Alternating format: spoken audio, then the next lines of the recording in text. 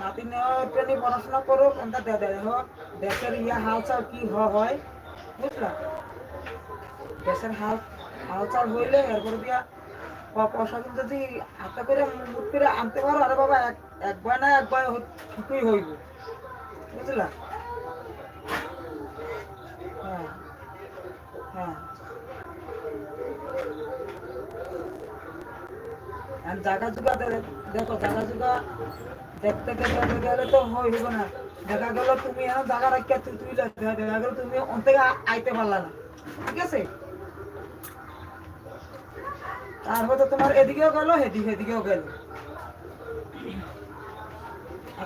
আর তখন যদি একবারে আসো, আসলে একটা হই বলি আমরা দেখে খাওয়াই না, দাদা আসলো না, আমরা বনে বনে রয়েছি।